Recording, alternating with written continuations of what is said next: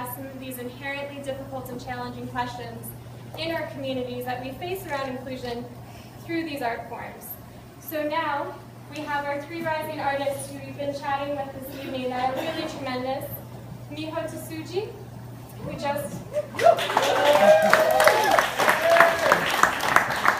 an amazing performer and will be performing for us in a little bit, and her work really revolves around comfort women and sexual violence and the cross-generational effects of war. So she uses theater as a mechanism and specifically storytelling as a way to bring our narratives together.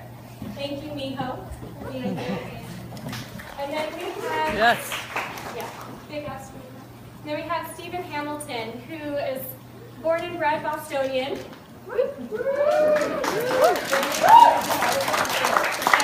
Stephen is really interested in the African diaspora and the identity that we hold and kind of the racial identities and divides that are prevalent within our community here in Boston and the greater Massachusetts area. He's making incredible strides as an arts educator with Artists for Humanity and eradicating some of those inequalities, and is looking to expand his vision and work on an international scale. It's really wonderful. So ups to Stephen as well. And then last but not least, we have Kathleen, who is finishing up a course at Cooper Union that she teaches, so she'll join us in just about half an hour.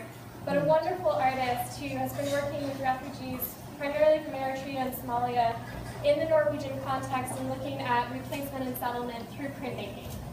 So really wonderful.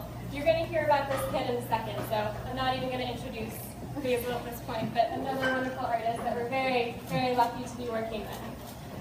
So with all of these artists, with this movement under us, we are very, very proudly starting this adventure together today with all of you. Again, thank you for being part of our launch, for getting interested in what we're doing and what we're about. And it's only fitting that, and it's no coincidence, that our launch party is the week of Sarah's birthday. So Tuesday the 7th was would have been her 28th birthday, and it was her favorite holiday of all time. So if you don't mind raising a glass, cheers to Sarah, cheers to ACI, and to all of you. And now we'll introduce Jason, who is our first inaugural artist in residence, truly amazing human being who speaks so eloquently and passionately, I wouldn't dare to take that away from him. So with no further ado, I'll pass the stage to you. Thank you. Hello, everybody. As Marion said, I'm Basil Kincaid. I just want to thank everyone for coming out tonight. Goodness, it really warms my heart and it means a lot to me to see all of you all out there and to know that you care enough to give up your time to be here. Before I go directly into what reclamation is and why I'm going to God, I'd just like to take a moment to give you a little bit of background on who I am and what led me to this calling as my life mission. I'm from St. Louis, Missouri. Yeah, but I spent a great amount of my upbringing on the farm in Arkansas. My parents are here tonight. They are responsible for what you see before you. But if I may, it was really my time on the farm, my time spent with my grandparents that have given me this insatiable urge to share my passion. No fair.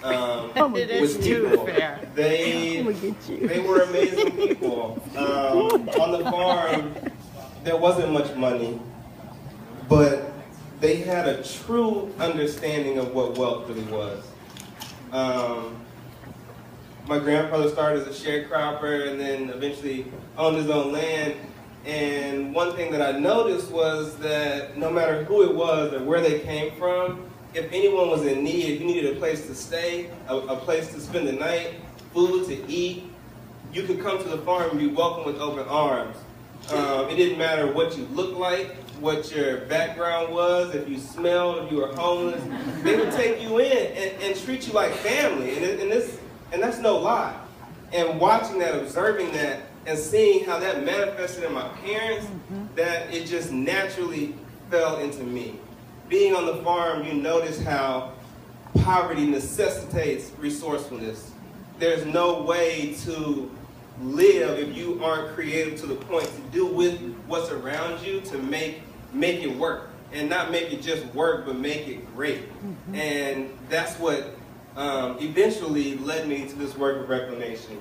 As I left college and started to grow a little bit, I'm still a baby boy, but as I started to grow a little bit, I came to this realization that I wanted to do something with my skills, with my passion, with my talent, that meant something. You know, it's one thing, and I can make pretty pictures all day. I can draw beautiful pictures of girls all day. It's fun, it's easy, and it's beautiful, but at the end of the day, if we don't do something that impacts somebody else, then what's the point? You know, what's the point? I don't see a point.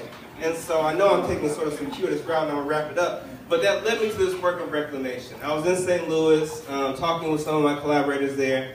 This project started 2 years ago, and now through the help of ACI and the support of this organization and all of you wonderful people, I'm able to take this to international heights and share this work with, in collaboration with Ghanaian artists there.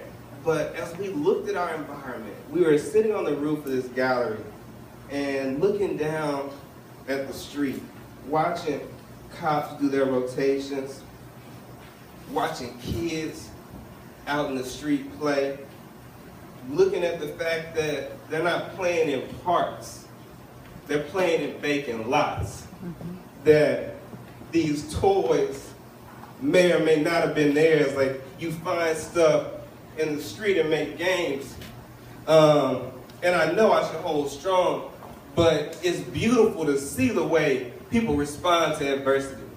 And I found myself in this position like, yo, if I can take these boards and bricks from abandoned lots and vacant buildings and construction dumpsters and make them into something meaningful, make them into something beautiful that's a reflection of the way I relate to my experience, then just maybe I can transform myself.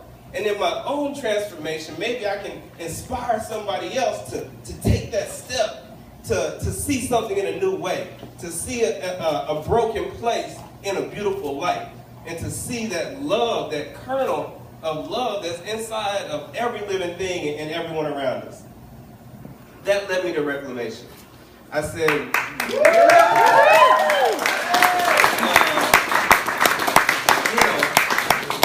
how do I take up my environment and make it new?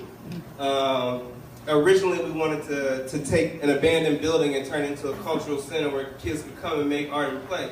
We don't have the money for that, so I said, let me take these boards and bricks. We did the first show, it went really well. I mean, the community was wrapped up in it the whole time.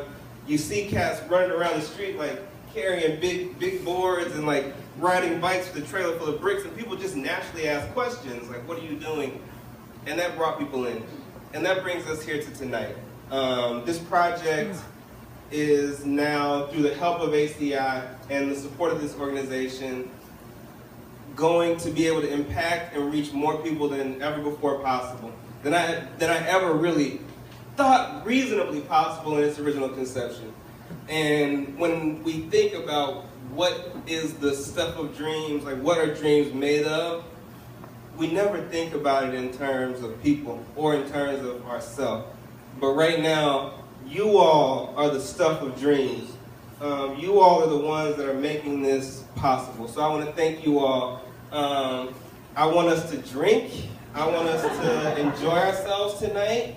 And I want people to open their hearts. Look at everyone's art, participate with it. If you have the means or move to, buy some of it, donate, and let's make this thing real. Let's share art across the globe with kids. I was trying, y'all got it. But I love all of you all. Thank you for coming out tonight. I know I probably talked longer than I should have, but I appreciate you all's patience and engagement. And I really hope we can have a blast tonight. You know, at the very least, let's have a blast. So thank you all so much. Thank you.